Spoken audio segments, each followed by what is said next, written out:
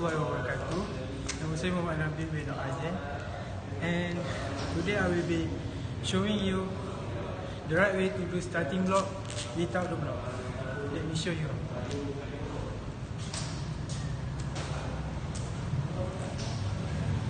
So the first step is make sure your right leg is up here before the line, and your left foot like this,